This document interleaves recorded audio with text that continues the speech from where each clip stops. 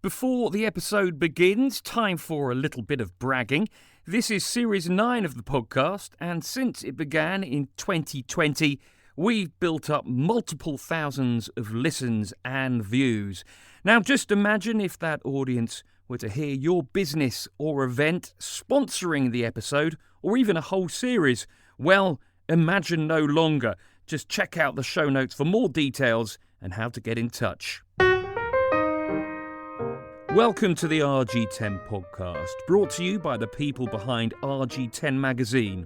The aim is to bring you interviews, information and entertainment. In fact, anything interesting that's relevant to living around here. Every Monday at 7:30 p.m, if you're within earshot of Polehampton Junior School, you're going to hear the following noise. It can mean only one thing. Some call it whiff-waff. Boris Johnson, I'm looking at you. Others say ping pong. But in this episode of the RG10 podcast, we're going to give the game the respect it deserves and use table tennis. Springfield Table Tennis Club is the best place to be for those in Twyford who love the game or indeed fancy giving it a try. I popped down to their 2023 Club Championships finals evening held earlier this week and caught up with Jason King, the club's chairman and secretary. Springfield Table Tennis Club then. First of all, why on earth is it called Springfield Table Tennis Club? We're based in Twyford. Give me an idea of the history. So if you know Twyford well, you know that there is a residential road called Springfield Park, and the original members used to live there, and that's why it's called Springfield Table Tennis Club. So it's just a few minutes away from the club here. That's the road that goes between the Golden Cross and Polehampton Infant School that isn't a rat run, in case anyone's listening. You can't use that as a shortcut. Can you give me any more idea of the history, when the club was formed, that kind of thing? Yeah, so it was formed in the 1960s. Wow. It's been, playing in the Reading League ever since. So there's been at least one team submitted in the Reading League ever since. But other than that, we don't know that much about it. Oh, it's a mystery club. It's a bit of a mystery, yeah. So that's all we know. Are any of the original members still knocking about at all? Unfortunately not. We did have our old club secretary, Colin, used to be here for many, many years, but he's stepped down recently. So no, unfortunately no original members now. So how is the club getting on at the moment? You say you're in a local league. How many teams you got? What's happening now? Yes, we play in the Reading and District Table Tennis League. We've currently got 2 teams in the league. Last season we played in Division 3 and Division 4, so one team in each. The Division 3 team actually got promoted by the skin of our teeth to Division 2, and the Division 4 team basically finished 6th, but that was their first season, so it was a pretty good result, finishing mid-table, in their first season of play. What's the standard of table tennis like in the Reading area? Because the one thing I know about table tennis in the area is the club over in Woodley produced, I believe, a couple of world-class players in the 1990s, Matthew Syed and another player, and the main reason being their coach was from China and he happened to live on the same road as them, and it was just some wonderful pure coincidence. You're nodding your head as if, yes, that's exactly what happened. But that aside, has that lifted the standard? Has there been any lasting impact of that?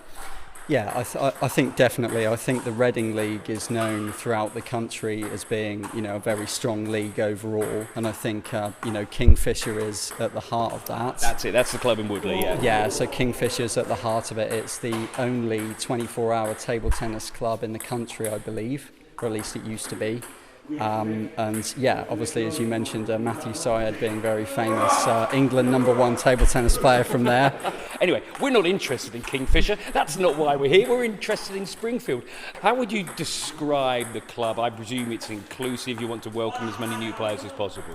Yeah, definitely. I mean, table tennis as a sport is one of the most diverse sports. All ages can play it. You can literally be playing it from a very young age all the way up to retirement age, and even beyond that as well. It is a very diverse sport, and obviously we like to think we're very inclusive as well, of everyone who wants to come along and have a go. Now, I'm down here at Polehampton Junior School on what is a very special night. There are a couple of tables out. There's an awful lot of chairs actually for potential spectators, scoreboards, but also in the distance I spy a silver trophy, which would indicate that it's some kind of finals evening. What's going on? Yeah, so this is our club championships night. So basically every year we try and find out who's the best player. So we do that through club championships, who's the best doubles partnership as well. And this is mostly because the Reading League have an internal club rank system. So we have to sort of let the Reading League know who the best sort of player in the club is within the internal club's rank. And really it's just a way of getting everyone involved, getting everyone some experience of competitive play as well, because a lot of us do play in the league, but there's quite a few members who don't as well. So we just want to give them an understanding of what it's like to play competitively, and that's the way that we do it through the championships. Yeah, how do you fancy your own chances tonight? You're looking very confident, standing there in all your Springfield Table Tennis Club blue. I presume it's a table tennis shirt. You're all turned out ready to go. How do you think you're going to go today? Well, I think I've got a fairly good chance, but I think there are a few players that are up and coming that are new to the club that will definitely give me a run for my money tonight. I think there's also junior championships as well. So how old are the juniors? When can you join? So they're sort of more teenage age. We do have youngsters who join as well, but they need to be accompanied by a parent. The junior championship is more sort of early teenage years. What would you say to someone such as myself who hasn't played for best part of 30 years and wasn't very good then, or for someone, a parent maybe, whose child has showed an interest?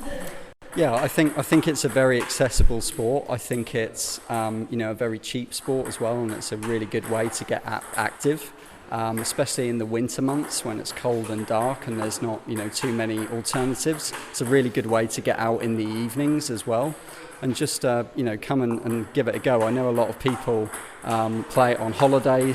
Mostly play it on holiday or play at school maybe. But it is quite a competitive sport, and it is quite a skilled sport when you get down to it. So I think it's a really good accessible sport and cheap sport to get involved in. There's one memory I have of playing table tennis on holiday. This is probably the best question I'm going to answer this whole interview. Do you play round the table? Oh, well. That's the best game ever, round the table. Yeah, it is a good game. It is a fun game. I know they do that in the clubs in London, the bounce clubs. Yeah. They do that in that sounds like no, you don't do it here. No, we don't. I want a huge disappointment. I won't lie to you, that's a massive disappointment. But thanks anyway. Yeah. Thanks for your time. Cool, brilliant. Thank you so much. That was Jason King, the Springfield Table Tennis Club chairman and secretary. And well done to the evening's winners, Liam Branco-Couillard for the junior handicap singles, Rob Wilkie for the singles handicap, Rob Wilkie and James McGough for the drawn doubles, and Matt Hickman for the singles no handicap. If you fancy giving table tennis a go, you can get in touch with the club via Twyford Table Tennis at gmail.com, and we'll put those details in the show notes. Thanks so much for listening to the RG10 podcast. As I said at the start of the episode, there are opportunities to sponsor the show. Check out the show notes to find out more. And if you've got any thoughts about who or what we can include in future episodes, then please do let us know via the rg10mag.com website or on any of our various social media channels. Goodbye.